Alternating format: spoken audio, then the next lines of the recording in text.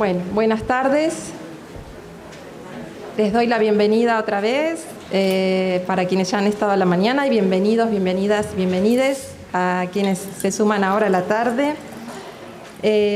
Bueno, yo les decía que estábamos muy emocionadas porque después de 2 años sin Feria del Libro presencial, acá estamos nuevamente. Esto es un esfuerzo enorme de la comisión. ¿No se oye? Ahí está. De la comisión de... Bueno, Estela Consigli está en todo. Me estaba haciendo señas para que me acercara al micrófono. De la Comisión de Traducción Editorial y Derechos de Autor, encabezada por Estela Consigli. Un esfuerzo de muchos meses. También de la Comisión de Lenguas Originarias y de toda la comisión directiva que en este periodo me toca encabezar. Quiero agradecer también especialmente a los y las colaboradoras, que son quienes organizan y vienen además trabajando desde hace meses con un montón de cosas, desde redactar un mail hasta, no sé, acomodar las sillas o recopilar el material. Ellos son Alejandra Lejos, Silvana Borghi, Salomé Landívar, Luis Sella, Gina Andriosi, Soledad Prieto, Marcela Alonso, Federico Cristante por CD, Dani Bentancur también por CD, Paula Galíndez, Gabriela Sáizar, Rocío Maure, María Faskerman. Y por la Comisión de Lenguas Originarias, Gabriel Torem, Carla Martínez, Débora Lofano y Mariana Viglino.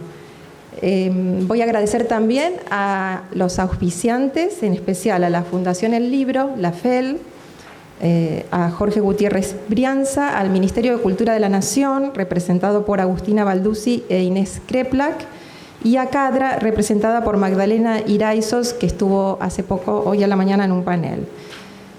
Y bueno, auspician también las jornadas el Programa Sur de la Cancillería Argentina, la Universidad de East Anglia y el BCLT, UK Research, la Universidad de Manchester, Arts and Humanities Research Council, el Foro Internacional de Autores, que hoy estuvo representado por María Fernanda en el panel de la mañana, Lenguas Vivas y la Escuela de Otoño de Traducción Literaria, Alitral, la Embajada de Canadá, el Instituto Camões de Lengua Portuguesa, Prohelvecia, la Embajada de Suiza en Argentina, la Casa de Traductores Loren, la Université Lumière de Lyon II y el Instituto Francés. Bueno, eso es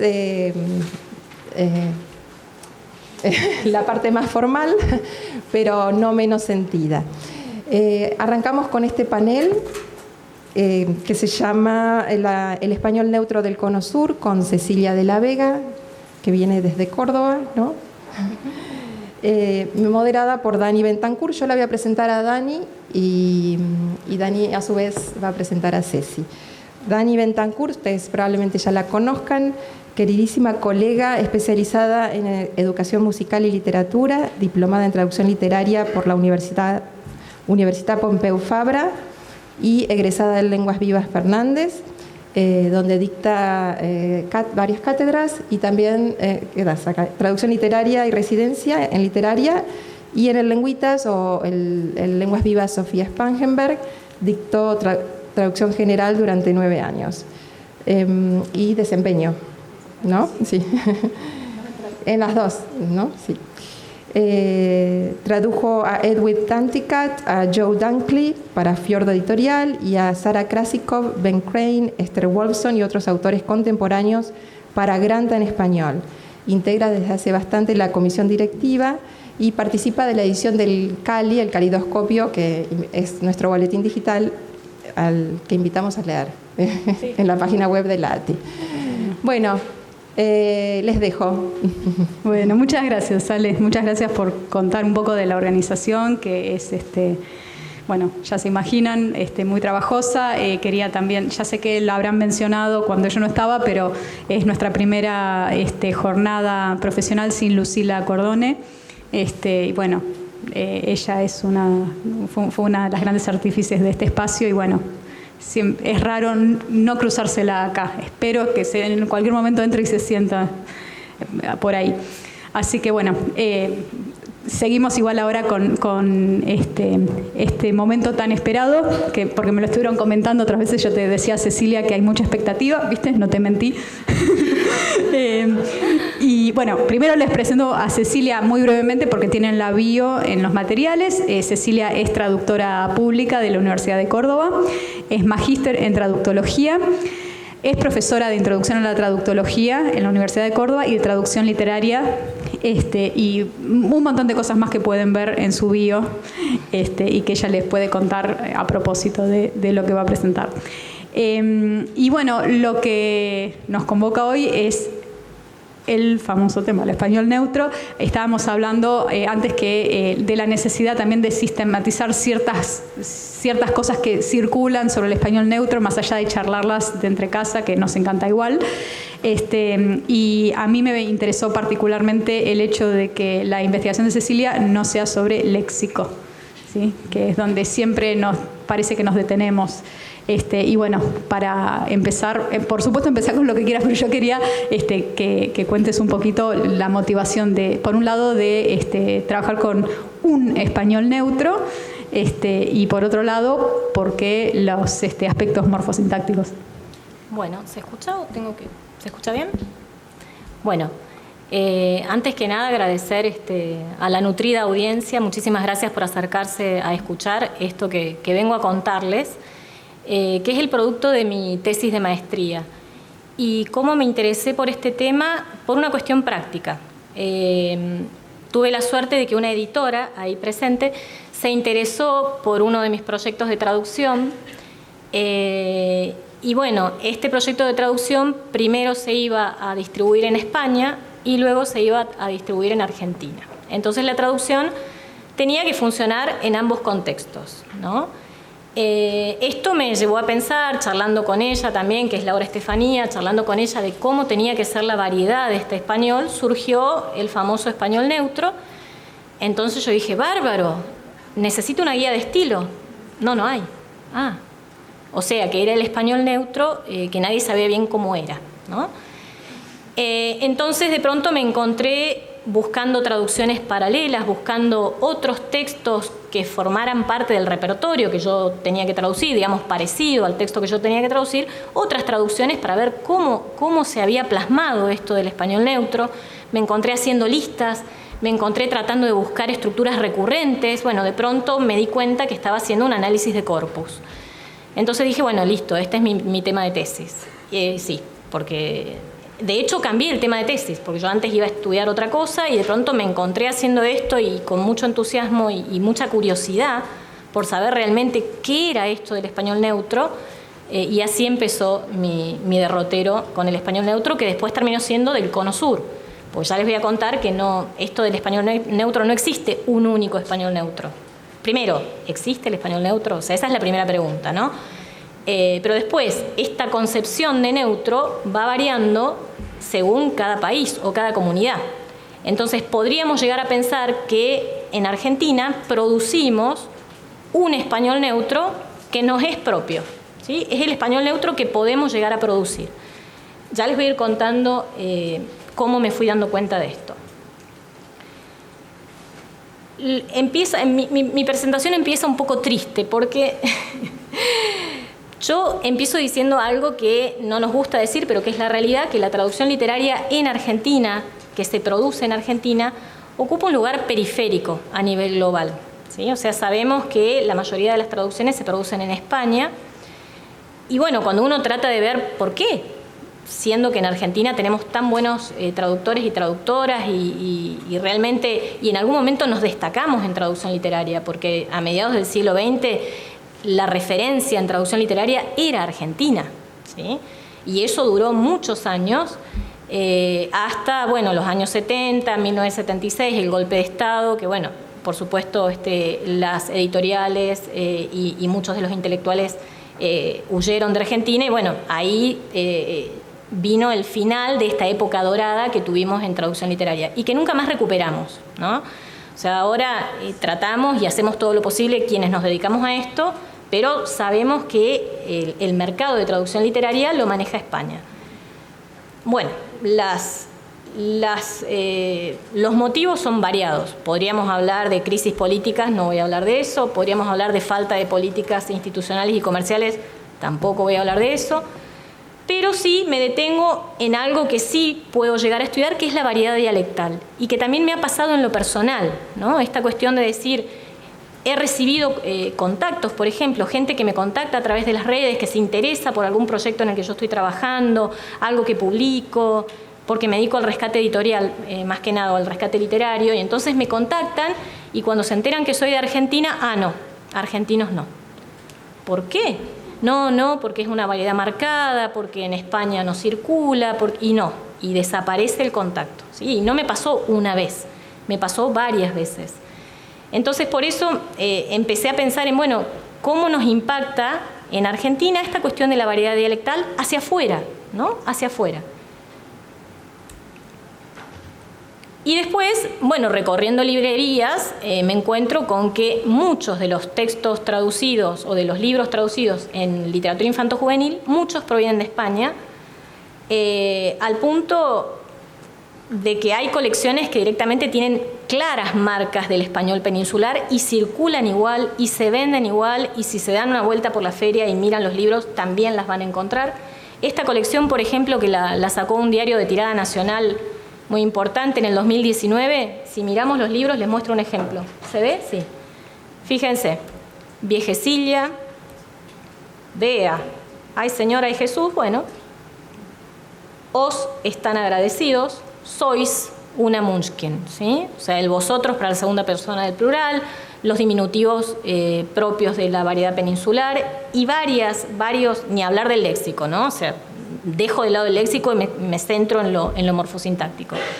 Pero esto lo vemos a diario, ¿sí? Muy bien. Hay editoriales, y esto es lo que más me llama la atención, que para comercializar sus libros a nivel internacional lo adaptan a distintos españoles neutros, ¿no? Entonces después yo cuando buscando qué era el español neutro me encontré con que había un español neutro para Estados Unidos y México. Ajá. Otro español neutro latino, que ese no sé bien qué sería, ¿no? Porque ya México ya me hablaba de lo latino, pero se ve que latino es otra cosa. Un español neutro del Caribe también. Y finalmente el español neutro del Cono Sur, que también está reñido, porque el Cono Sur, la definición que yo encontraba era que era un español neutro que funcionara en Argentina, Chile, Paraguay, Uruguay, Bolivia. Era mucho, ¿no? Mucho. Pero, por ejemplo, hay editoriales como Salamanca, que quienes sean fans de Harry Potter deben saber que hay 3 versiones de Harry Potter. Una que circula en España, que es peninsular, pero es neutra también. No es la variedad de España. Después un español neutro para México y Estados Unidos y una variedad que adaptaron para Argentina, pero que si la miramos son mínimas las adaptaciones que se han hecho. No es una variedad voceante, no tiene expresiones muy marcadas de Argentina en absoluto. Digamos, son mínimos los cambios. Muy bien. Y entonces ahí me detuve en esto de el español neutro excede lo léxico, ¿no? Y esto es de lo que más se quejan los editores a nivel Europa, digamos. Porque si se tratara de lo léxico solamente es fácil de arreglar. Donde dice vereda pongo acera, donde dice pollera pongo falda, lo hago con un software de traducción, es facilísimo. El problema es otro, y esto es lo que es algunas de las declaraciones. Esta me pareció la más representativa. Dice, hay un problema que tiene que ver con estructuras, con sintaxis, con una concepción del lenguaje y que el lector español percibe como extraño. O sea, ni siquiera pueden definir qué es lo argentino, pero lo perciben como extraño y de alguna manera genera rechazo. Si se dan vuelta por los foros, vieron en Goodreads, en Amazon, en foros o en comentarios, en reseñas de libros, se van a encontrar con que muchas veces se habla de las traducciones. Y en muchas ocasiones se quejan de traducciones argentinas. Se nota que es argentina. Bueno, y uno lee el texto y no hay expresiones léxicas argentinas, pero sí hay algo, hay un aire, hay un sabor argentino ahí que lo llegan a detectar, no lo pueden llegar a describir, pero lo rechazan, ¿no? Es una cosa extraña Esto tiene que ver con cuestiones hegemónicas, con glotopolítica, no voy a ir por ese lado, tampoco podría ir por ese lado, no voy a ir por ese lado, eso es sociología de la traducción, pueden leer sobre eso también. Pero digamos, hay una cuestión ahí que tiene que ver con lo morfosintáctico. Por eso que mi estudio se centró en lo morfosintáctico, porque me pareció que lo léxico era más fácil de detectar, ¿no? De detectar. Bueno, ya les conté cómo surge mi investigación a partir de la traducción de este libro, que fue 9 cuentos improbables de Edith Nesbit, que es un libro que se escribe en 1901, y que, bueno, la traducción tenía que funcionar tanto en España como en Argentina. Mi objetivo acá no fue la neutralidad, porque es un concepto que detesto, o sea, no existe la neutralidad. Entonces yo pensé en un español más compartido. Yo dije, bueno, ¿de qué manera puedo llegar a lectores en Argentina y en España, acercarme sin recurrir a marcas locales, porque no podía recurrir ni a marcas locales de Argentina ni a marcas locales de españolas, tampoco hubiera podido, españolas, ¿no? Pero bueno, de alguna manera acercarme, y no solo a España y Argentina, sabía que este libro también, por las redes y porque se vende en plataformas internacionales, iba a circular en muchos otros espacios, además de España y Argentina. Entonces, traté de concentrarme en lo compartido, ¿no? Esa fue mi premisa al momento de hacer la traducción. ¿Por qué me parece relevante este estudio? Porque conocer las demandas del mercado de la traducción editorial actual nos permite llegar a entender el alcance del concepto del español neutro. No digo ni dominarlo, ni producirlo, ni nada. O sea, entender esto que en la charla pasada de los cómics se planteó el tema del español neutro y no hubo respuestas muy claras ahí.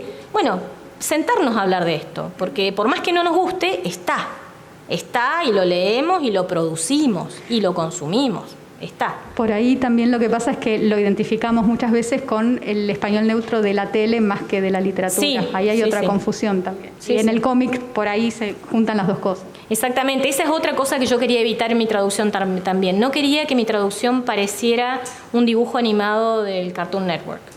No, o sea, lo mío era literatura. Tenía que seguir siendo literatura, tenía que seguir conservando el sabor de lo exótico del original, la distancia temporal que había con el original, todo eso había que conservarlo. Entonces, bueno, había que negociar, ¿no? Pero me parece que es posible negociar. ¿Y esto por qué? Bueno, porque nos prepara, nos da un panorama más claro para insertarnos en el mercado, porque más allá de todo, soy formadora de traductores, o sea, eso es lo que más hago, digamos, formar traductores, como la mayoría que hay acá, que son estudiantes. Yo tengo cientos por semana, y bueno, ese es mi objetivo, ¿no? Decir, bueno, ¿de qué manera los preparo para que salgan al mercado y tengan herramientas para trabajar? Y no les pase y se aterroricen, como me pasó a mí, que no me aterroricé, pero que me pasó que me dijeran, no, Argentina no. Bueno, hay que empezar a charlar, a negociar. Bueno, a ver, charlemos, ¿sí? ¿Por qué no? ¿Por qué no? Muy bien. Haciendo un relevamiento y estudiando la bibliografía que hay sobre el tema, me encuentro con que la mayor parte de la traducción editorial en Argentina se hace en español neutro, aunque no nos guste, es la realidad, ¿sí? Por supuesto que hay traducciones en variedad local, pero son traducciones más experimentales, más de nicho, ¿sí? Y que normalmente suelen estar acompañadas de algún paratexto que justifica el uso de la variedad rioplatense. Y hay muchos ejemplos y son muy ricos y muy interesantes para ver, pero bueno, eso, son de nicho, circulan, tienen una circulación más constreñida, digamos, pero están pensados de esa manera, ¿eh? Me parece que son productos súper válidos. Y de alguna manera el tema de los paratextos me parece súper interesante. Sin embargo, bueno, esta cuestión de traducir lo más neutro posible, no hay una explicación clara de por qué lo hacemos, ¿no? Porque, a ver, ¿a los argentinos no nos entienden? O sea, ¿no nos entienden en España? Un lector español no nos entiende, es por eso que no les gusta. No se trata de eso. Hay una cuestión de ideología, hay una cuestión de tradición, hay una cuestión de políticas o posturas lingüísticas que tienen que ver con representaciones sociales de cómo debe ser una traducción, ¿no? ¿Cómo debe ser la traducción? ¿Qué se espera de una traducción? Y eso es muy difícil de rebatir, ¿no? Y me echo acá que, así como para ser justos, así como a ellos les repelen nuestras traducciones, esto está en gallego, lo hemos dicho todos alguna vez, y por ahí son buenas traducciones. Sí, yo me encargo de decírselo al librero, o sea, yo me encargo de pedir la traducción, mirarla y decirle, no, esta traducción no me gusta porque es muy peninsular, ¿no tenés algo más de acá? Y no, digamos, me parece que está bueno eso, porque de la misma manera que nosotros, que ellos rechazan nuestras traducciones, no digo que nos pongamos a rechazar que sea una batalla, pero digamos, hay que ponerlo sobre la mesa, o sea, a nosotros tampoco disfrutamos una traducción con muchas marcas peninsulares, ¿no? Nos distrae, es disruptivo. Bien, esto del español neutro, cuando uno empieza a leer sobre el español neutro, nos damos cuenta que también se llama español global, digamos, no hay una coincidencia, decir, no, bueno, el español neutro es esto. No. Hay quienes hablan del español global, el español general, el español estándar, el español internacional. Y también lo van calificando, ¿no? Una variedad comprensible. Una pauta lingüística, que ésta cumple con determinadas funciones lingüísticas o funciones del lenguaje. Una variedad artificial, como dice Roberto Bain, una variedad que no habla nadie, ¿no? Una variedad que responde al mercado, sin duda responde al mercado, porque esto no es casual, o sea, no es que a alguien se le ocurrió voy a invertir el español neutro y lo voy a instalar, o sea, es un resultado del mercado. Una modalidad raquítica, porque empieza a estar un registro aplanado. Cuando hacemos esa traducción al español neutro así de la televisión o del audiovisual, ¿no? que es el español neutro de los subtítulos a veces, nos encontramos que la obra se va edulcorando, aplanando, achatando, y de pronto lo que tenía riqueza, lo que tenía textura, me va quedando como algo, como digo yo siempre a mis estudiantes, les digo, no me hagas una crónica, no me hagas una receta de la obra, traducí literatura, ¿no? Entonces a veces pasa eso. Y está esta cuestión de las representaciones locales del español neutro, que es lo que sostiene Patricia Wilson, que no existe un único español neutro, sino que hay un español neutro según el país en el que se produzca, ¿sí? Nosotros tenemos por eso nuestro propio español neutro, que de neutro tiene bastante, pero hay marquitas que no las podemos eludir. ¿Cómo hice este análisis? Porque bueno, yo esto que iba vislumbrando, que me iba dando cuenta, de alguna manera tenía que poder plasmarlo, decir, bueno, necesito ejemplos, porque ¿qué otras cosas me encontré? Me encontré con recetas de cómo era el español neutro, pero sin mucho análisis de corpus. Y me daba cuenta que había cosas que no eran tan exactas, ¿no? O sea, como por ahí expresiones un poco categóricas que no sé si estaban sustentadas realmente por el análisis de texto. Decir, bueno, pero esto que vos me estás diciendo, ¿realmente lo encontrás en los textos? Entonces decidí analizar 3 obras, una que era la que más me interesaba, que era The Enchanted Castle de Edith Nesbit, porque es una autora que me fascina y es una autora de las que estoy estudiando de principio de siglo. Pero claro, no me alcanzaba con una sola obra, tenía que usar obras del mismo repertorio, entonces busqué, esto es fantasy, busqué 2 obras más de fantasy de la misma época, y que fueran obras que estuvieran muy traducidas, porque yo lo que necesitaba era algo contrastivo. Entonces busqué The Wonderful Wizard of Oz, El Mago de Oz, y Peter Pan. Y este era mi corpus principal. Por supuesto, usé los originales solamente a modo de referencia y como cotejo, porque a mí lo que me interesaba eran las versiones en español, y después trabajé con muchas versiones, que creo que en total eran 18, del Mago de Oz tengo 6, una peninsular y 5 rioplatenses, o sea, 5 producidas en Argentina, en variedad neutra, pero en Argentina. La que está en gris es peninsular. Estas son las 6 del Mago de Oz.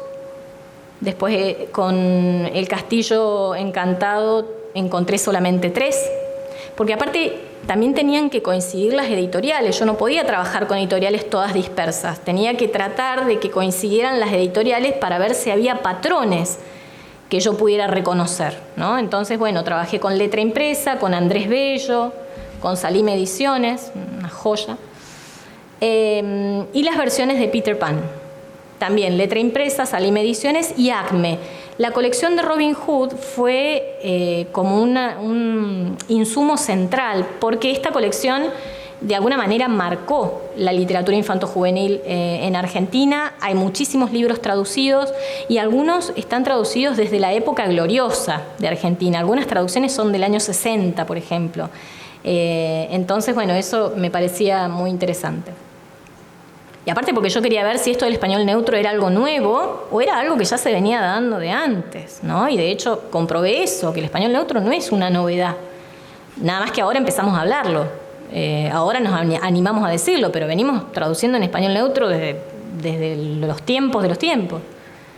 Y después, como estos textos se insertan en un repertorio más grande, que fue, yo creo que el que disparó el interés por el fantasy en algún momento, que fue Harry Potter, porque llega la traducción de Harry Potter y el público comienza a interesarse por este género y de pronto se empiezan a traducir, porque es notable la fecha, se empiezan a traducir, todas las editoriales empiezan a traducir fantasy de principio de siglo, ¿no?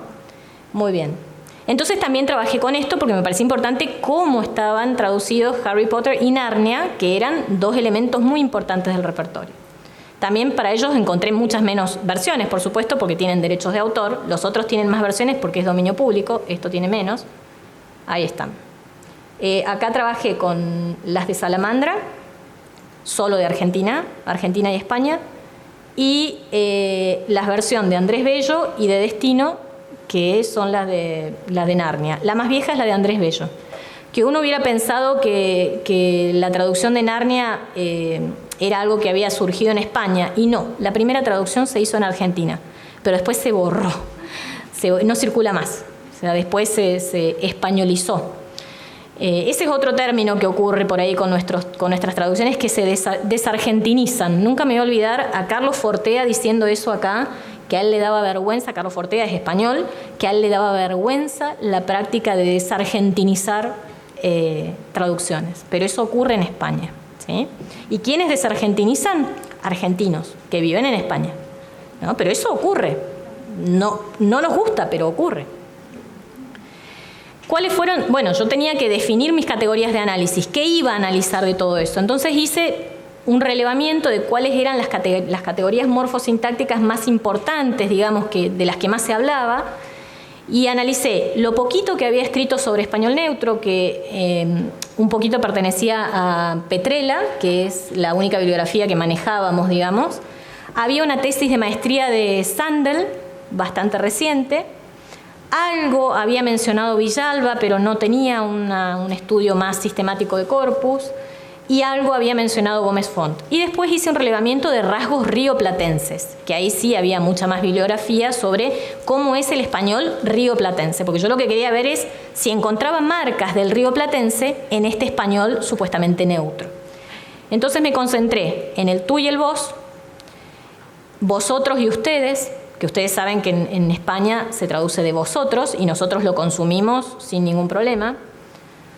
Pretérito perfecto simple y pretérito perfecto compuesto. Ya les voy a dar ejemplos porque sé que los nombres por ahí nos marean. Se las marco así, pero ahora las vemos una por una para que no perdamos tiempo, ¿sí? Les muestro ejemplos. Tendencias que yo pude comprobar que se marcaban, digamos, tendencias que eran generales, que no se transgreden, ¿sí? El español neutro de Argentina traduce de tú, ¿sí? No hay español neutro de vos. De hecho, en las 18 versiones encontré una sola de vos, que es la versión de Salim, de Peter Pan, pero el detalle es que Salim copia la versión de Acme y el único cambio que le hace es los tú los cambia por vos. Y no siempre, no es riguroso. Entonces, algunos le quedan ahí. O sea, está complicada esa versión, está complicada. Esto me encontré mucho, como esto encontré un montón de cosas analizando todas estas versiones, pero bueno, esa fue la que más me llamó la atención. Esa es la única que es de voz y es rarísima porque es una versión que no es argentina, pero que a la vez habla de voz y hay verbos que no coinciden después porque se ve que lo hicieron de manera automática, no sé bien qué hicieron. Bueno, entonces, ahí hay ejemplos. ¿Ven? Todos los ejemplos son de tú. A mí me interesaba esto, mostrar ejemplos, no quedarme con lo anecdótico o con lo que a mí me parecía o con lo que yo intuía. Analicé 3.000 ejemplos para poder sacar conclusiones, ¿sí? Porque no iba a sacar conclusiones así porque yo lo creía. Todos son de tú. No sé qué pasa con las transiciones, perdón. El uso de la forma de tratamiento ustedes para la segunda persona del plural. En el español neutro del Cono Sur o de Argentina se usa ustedes, no se usa vosotros. También todos los ejemplos me hablaban de eso. El único que van a ver de vosotros ahí es el de España, ¿sí? El amarillito es de España. Ausencia de casos de leísmo. Yo había leído en algunas de las referencias que había casos de leísmo en literatura, en español neutro del Cono Sur, en español neutro de Argentina. No encontré ni uno. No, 18 versiones, ni uno. ¿Sí? No, evidentemente no es algo que nos ocurra, no es algo que se les pase a los editores ni a los correctores. El único caso que encontré de leísmo es en una versión de español peninsular, en una de las versiones. Porque tampoco lo encontré en las versiones de español peninsular, el caso del leísmo. O sea, no es algo tan habitual. Usos más frecuentes, sí. No, únicamente iba a acotar que cuando lees foros de España dicen el leísmo es un error directamente, claro. Ellos mismos se ve que ya lo corrigen, porque sí, no hay, en traducción literaria casi no hay casos de leísmo. O sea, al menos yo encontré uno en 3 versiones peninsulares y ninguno en las 15 rioplatenses. Y seguramente ese caso del peninsular se le chispoteó al corrector. Sí, porque era uno. Era uno. Después, algunas tendencias más frecuentes. Y acá se empieza a notar lo rioplatense en nuestro neutro. El uso del pretérito perfecto simple en instancias en las que el español peninsular prefiere el compuesto. Por ejemplo, ha secado, era tan vieja que se ha secado rápidamente al sol. La bruja, cuando la aplasta la casa, la bruja del Mago de Oz, la aplasta la casa y se seca. Se ha secado. En todas las versiones publicadas en Argentina se secó. Se secó, el sol la redujo, ¿sí? En ningún caso vemos el compuesto. Esto no significa que esté mal, es lo que se encuentra en los textos, ¿sí? ¿Qué hice? Aparte de analizar los ejemplos, no solo, porque esto es el Mago de Oz, pero también los analicé en Peter Pan y los analicé en El Castillo Encantado, armé tablas, conté los ejemplos y armé tablas para ver las cantidades y poder ver los porcentajes, en qué medida aparecía el pretérito perfecto simple y en qué medida aparecía el pretérito perfecto compuesto. Y así fui sacando mis conclusiones. ¿Qué pasa? Después. Predominio casi exclusivo de la terminación ra para el pretérito imperfecto y pluscuamperfecto del subjuntivo. ¿Vieron el pudiera, pudiese? Pudiera, pudiese. Yo hubiera pensado que estaba más repartido, que me iba a encontrar pudiera y pudiese. Me sorprendió muchísimo que en todas las versiones, tanto peninsulares como argentinas, me encontré casi exclusivamente la terminación ra. Pero eso me sorprendió un montón. Quizás porque en Córdoba se usa la terminación pudiese, o quizás se usa más, no sé. Pero eso me llamó mucho la atención. Hay una preferencia por la terminación ra. Predominio del futuro simple. Perdón, un detallito del subjuntivo. ¿Vieron que usan el pretérito del subjuntivo? Porque a veces tenemos el problema de que se usa el presente por una cuestión de uso de la oralidad. Sí, claro. Se usa y se usa muchísimo, pero con la terminación ra. Que eso me llamó la atención porque no era algo que yo esperara. Esperara o esperase. Otra cosa que me llamó la atención es que yo me esperaba en las versiones rioplatenses, digamos en el español neutro de Argentina, me esperaba más futuro perifrástico. Realmente lo quería ver ahí. No lo vi.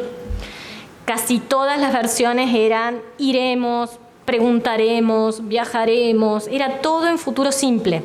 Y las únicas ocasiones en las que había algún futuro perifrástico equivalían a una forma del presente continuo o del going to en inglés. O sea, había como un traslado directo de la estructura del inglés al español en los poquitos casos que encontré el futuro perifrástico, incluso en la variedad peninsular.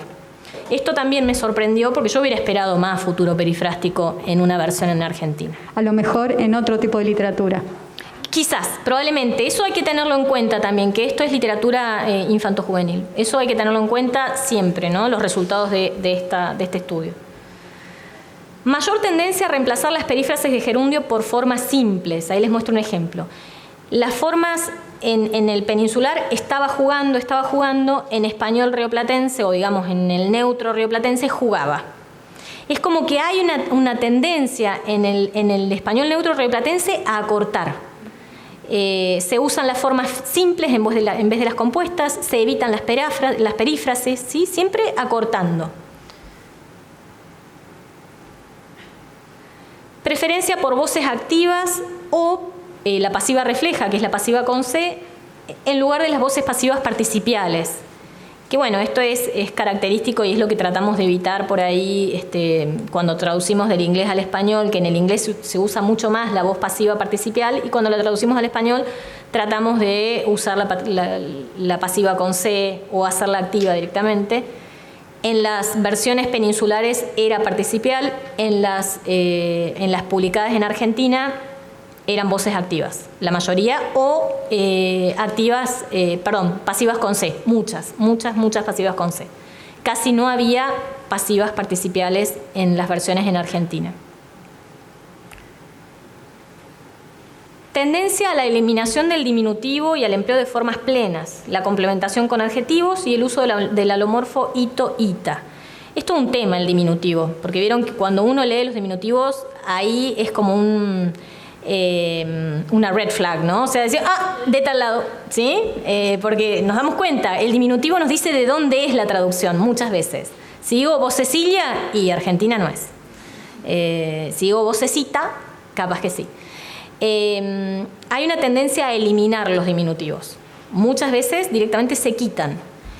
En otros casos le agregan diminuto, pequeño, o algo que me denote el tamaño. Y si no, se usan las terminaciones ito, ita, que parecen ser las más generales, y también cada vez se usan más en el español peninsular. Y esto es algo que me dio cierta esperanza, porque las traducciones más recientes, peninsulares, notaba como cierta intención de acercarse hacia Hispanoamérica, ¿no? O sea, decir, bueno, ya no estamos tan cómodos o no estamos tan contentos con nuestro resultado en Hispanoamérica y de alguna manera tratamos de acercarnos un poquito. Sí, de hecho en las redes algunos traductores se quejan de que les están pidiendo neutro y se quejan de eso. Sí. Y, o sea, es algo que no solamente se lee, sino que lo dicen explícitamente. Hay que ver qué le piden a él. Exacto, sí. Entonces lo que nos está pasando en Argentina aparentemente empieza a pasar en España también, porque claro, nosotros somos un mercado interesante. Y bueno, y entonces las traducciones más recientes de alguna manera se acercan en el diminutivo, por ejemplo, y en lo que se llaman técnicas de evitación, tratar de evitar ciertas estructuras, tratan de evitar los vosotros, por ejemplo. Muy bien, acá les doy ejemplos de los diminutivos: escalerilla, pequeño perro, y en rioplatense, en el neutro rioplatense, directamente escalera o perrito, ¿sí? En las versiones peninsulares también aparecía perrillo, o sea, no imposible. Perrillo es rarísimo, pero bueno. Pero en serio, los y las invito a recorrer la feria y fíjense el tipo de traducciones que van a encontrar. Hay muchas en las que claramente va a aparecer un perrillo, ¿sí? Y después cuestiones que no son frecuentes. El uso del pretérito anterior, por ejemplo, el hubo, ido, para nada, en rioplatense. La incorporación de otros usos para el futuro, que esto es lo que a mí me decepcionó. No había futuro perifrástico casi, no había formas del presente para el futuro. Esto fue un poquito decepcionante. El uso del alomorfo illo, illa, esto que decía recién, los únicos casos en los que encontré terminación illo, illa en las variedades neutras de Argentina fue con un sentido más despectivo. Por ejemplo, a Peter Pan lo llaman chiquillo. Este chiquillo, pero este chiquillo no tiene una buena connotación. ¿no? Entonces, de esa manera. Y después la duplicación de clítico, que esto fue una de las que me pasó lo mismo que con el leísmo, que supuestamente iba a aparecer, nunca apareció. Nunca apareció la duplicación de clítico. La única que encontré, la encontré en una de las versiones peninsulares. Consideraciones finales. Este estudio tiene carácter descriptivo, ¿sí? De ninguna manera se debe tomar como una receta de lo que debo hacer. Bueno, ahora voy a hacer español neutro del Cono Sur y entonces saco la lista y acá me pongo. No, no funciona así. Porque lo que yo hago es un análisis descriptivo del corpus y muy probablemente esto lo hice en el 2019. Yo creo que ya el año que viene tendría que estar analizándolo de vuelta a las nuevas versiones. Porque probablemente haya cambios. Estos cambios que yo detecté entre las versiones de los años 80, 90 y las versiones de los 2010, 2015, hay cambios ahí. Probablemente va a haber cambios de acá a 2 o 3 años. O sea que esto es descriptivo, es para saber que existe, para empezar a manejarnos con más comodidad o con más seguridad, pero esto no es una receta, ¿sí? No es prescriptivo. La decisión de traducir en español neutro es de larga data. Como digo, la discusión es actual, pero se viene practicando desde siempre. Lo que les decía después es que se nota cierta intención por parte de Europa de acercarse a Hispanoamérica, lo cual me parece súper positivo. Por ejemplo, ya no predomina en las versiones nuevas, ya no predomina tanto el pretérito perfecto compuesto, el he ido, ha dicho, ha venido, que por ahí resulta tedioso de las traducciones peninsulares, ya casi no es tan así. Hay más voces pasivas reflejas y más voces activas, y el tema de los diminutivos, ¿no? Eso fue lo que noté. Y ahora les propongo, tengo poquitos minutos, no sé qué tengo, pero bueno, un ratito. Les propongo que miren unos ejemplos y que a partir de todo esto que les conté, me digan qué les parece, de dónde es la versión que vamos a mirar de Alicia en el País de las Maravillas. Son fragmentitos que saqué, traté de elegir fragmentos que no me delataran la variedad por el léxico, porque quiero que la variedad ustedes la descubran por los rasgos morfosintácticos, ¿sí? De estas 7 versiones que analicé, estuve 2 años buscando versiones de Alicia, ¿sí? He ido en todos los medios de transporte posibles a retirar los libros. Me he perdido también acá en Buenos Aires, en fin. Porque algunos son usados, algunos son muy viejos. Bueno, el de Robin Hood es del año 60. Es viejísimo y hasta está dedicado. Es hermoso ese libro. El de la colección Robin Hood fue el que más me costó conseguir. Bueno, de todos estos libros, una vez que los analicé, acá hay 2 que son peninsulares, el de Alfaguara y el de Alianza son peninsulares, el de tapa azul y el de tapa blanca, que no lo puedo señalar, pero bueno, el de tapa blanca que dice Alicia en rojo, esos 2 son los peninsulares.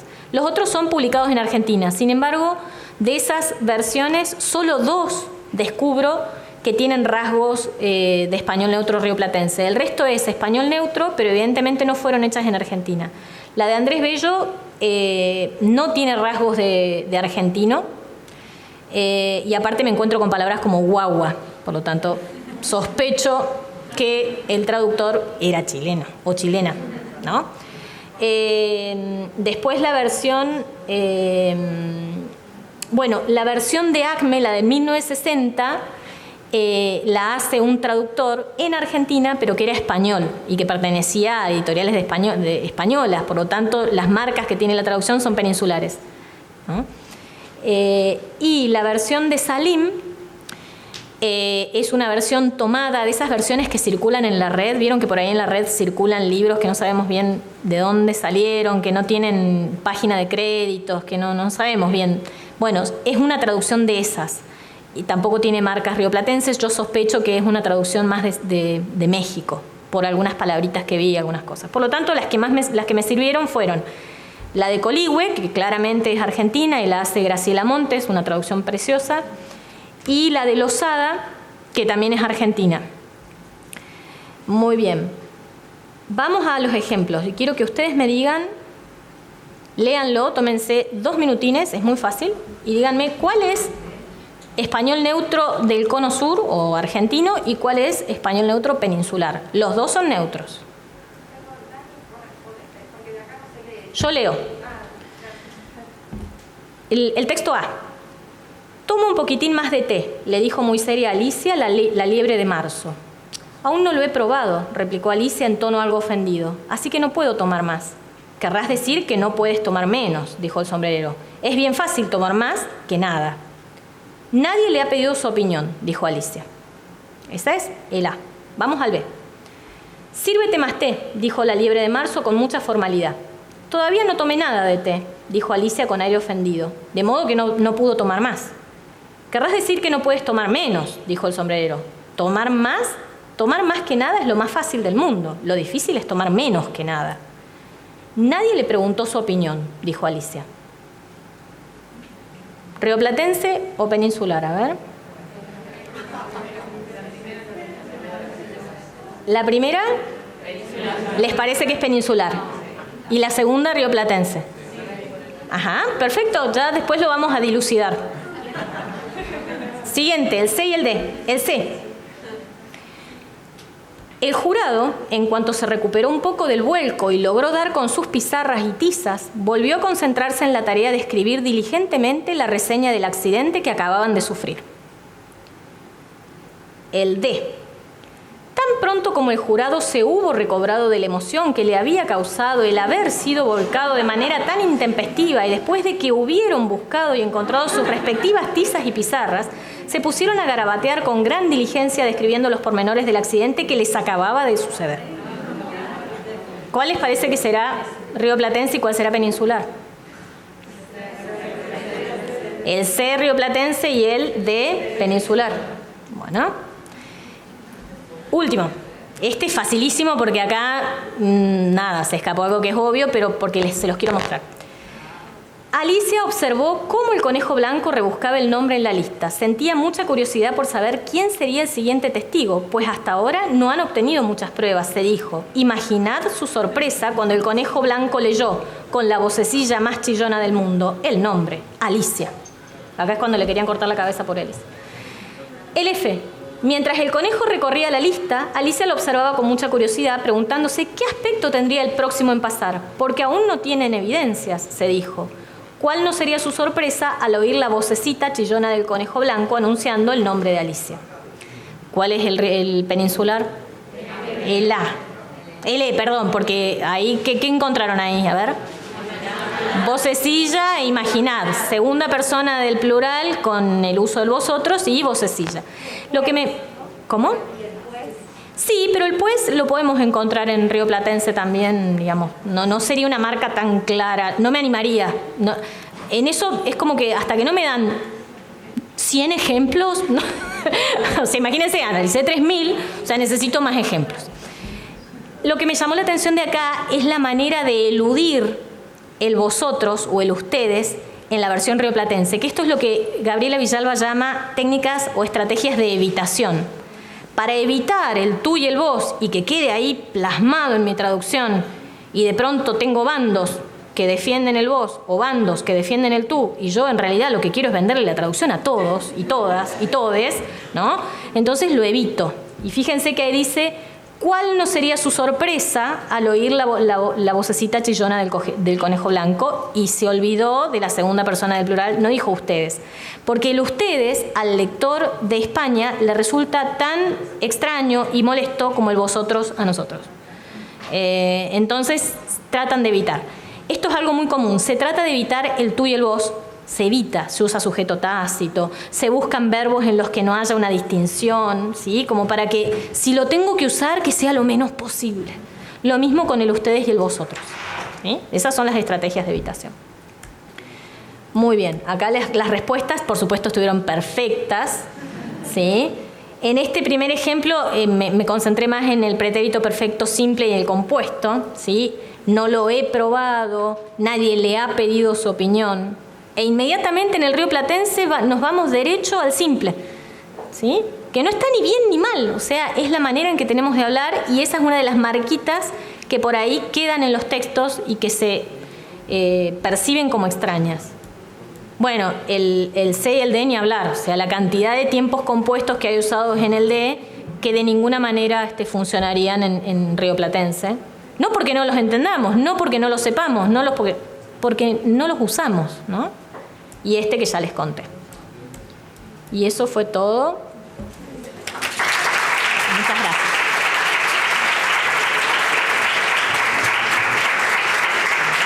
Bueno, muchas gracias por escuchar todo este tiempo que no ha sido corto.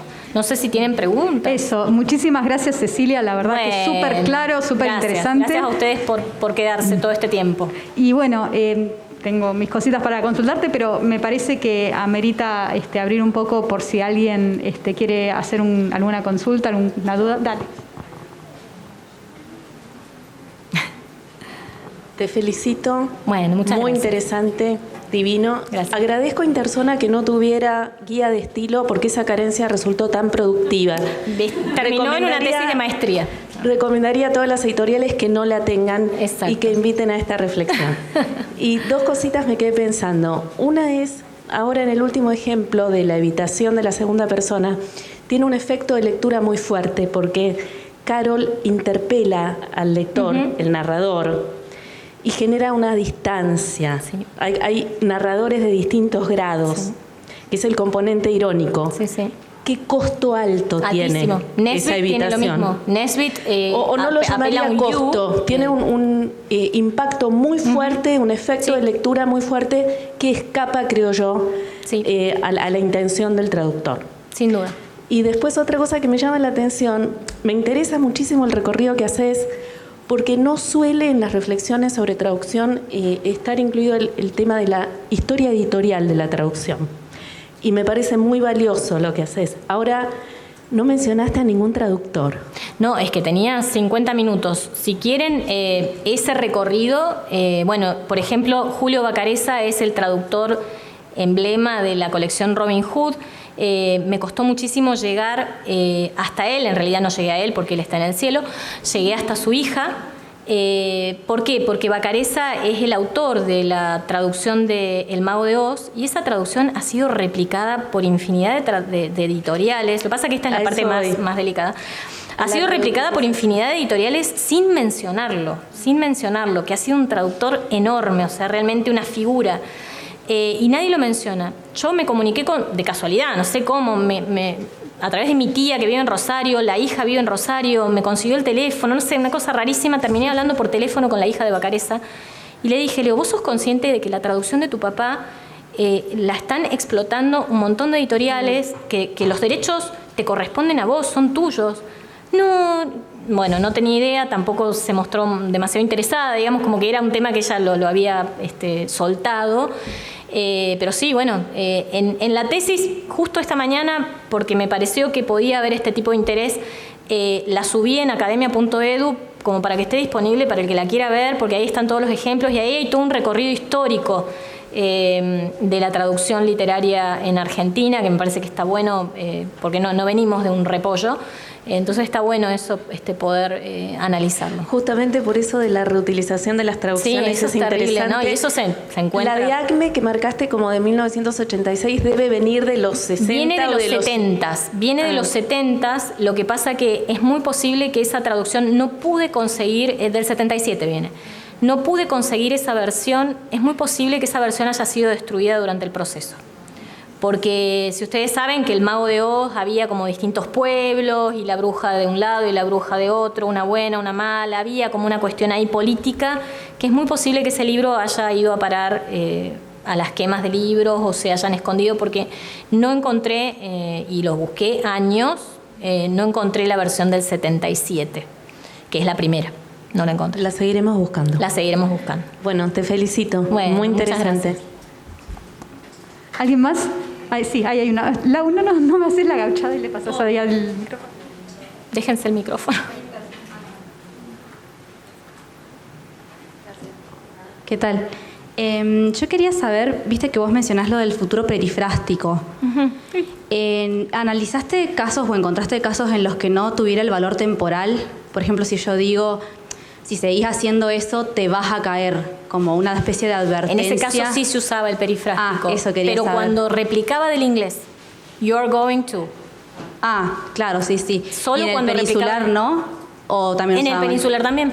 Claro, eso quería preguntar, Sí. porque ahí justamente Sí. el futuro simple no sirve, o sea, no funciona Las en dos, ese caso. Claro. tanto el peninsular como la versión en Argentina, ambas utilizaban el perifrástico, pero cuando había una réplica directa de un going to o de un presente continuo con idea de futuro. Ah, Sí. está bien, eso quería saber. Sí, Gracias. sí. De nada. Gracias, Laura. No solo es mi editora, también es... Muy bien.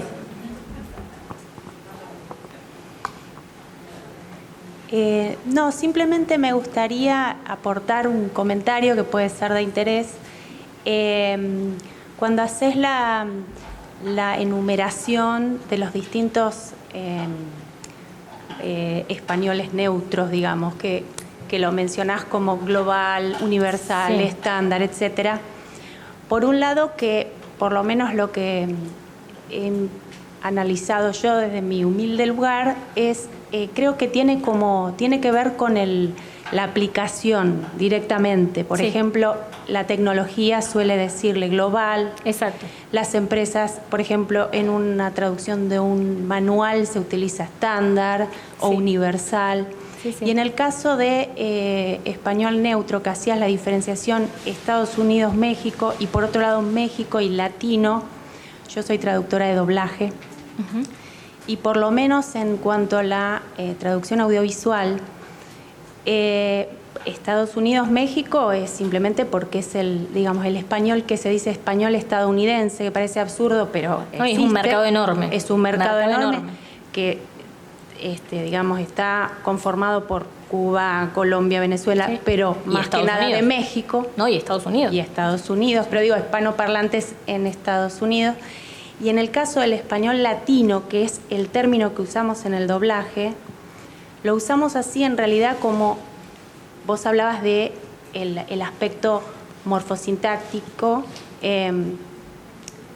como diferencia del léxico. del léxico semántico, pero en el español latino incorporamos el aspecto sonoro, que es fundamental. Claro, claro. Por eso tiene tanta importancia México en el español neutro que se usa en el audiovisual, por varios motivos, pero uno de ellos es por la muy buena pronunciación de todas las consonantes. Mira. Entonces, por eso México es como la voz cantante. Claro. Es dentro de todas las variedades la que se escucha como más aceptable, Sí. aunque cause rechazo. No, está claro. Pero la realidad es que es percibido como error en el doblaje. Lógicamente, por cantidad de hispanoparlantes, México es una enorme mayoría y los contenidos audiovisuales es el mismo contenido el que sale en Argentina, en Chile, en Paraguay, Perú y México. Sí. Entonces tiene que sonar aceptado para todos. Sí, es una cuestión de hábito, ¿no? Lo que se Exacto. llama hábitus Exacto. en sociología de la traducción, ¿no? Que eso hay Necesité para saltar eso. en Sí. defensa. No, pero está perfecto. De hecho, el estudio de Petrella es sobre audiovisual, Sí, que era sí, lo sí. poquito que se había hecho en español neutro, Sí, era en lo audiovisual. conozco. Sí. No, acá, digamos, mi mirada es una mirada descriptiva y para nada, ni bien ni mal. A mí yo no para lo mí entendí, el lo español entendimos neutro no así, es claramente. demoníaco. Por supuesto. Para nada, o sea, es producto del mercado. Y si nos queremos insertar en el mercado, al menos conozcámoslo. Y después vemos qué hacemos con eso y qué alternativa podemos proponer. Pero ¿cómo podemos proponer una alternativa si no conocemos lo que realmente está instalado? ¿No? O sea, o desde dónde nos posicionamos. Me parece que lo primero que hay que hacer es analizar. Después vemos si podemos posicionarlos como la editorial que no traduce en neutro. Ah, bueno, pero yo para eso tengo que saber qué es el neutro, ¿sí? Para poder despegarme o acercarme, ¿no? Sí. ¿Más preguntas? Vamos, que a eso han venido estudiantes. ¿Tenemos que irnos? Muy bien. Muchas gracias por todo.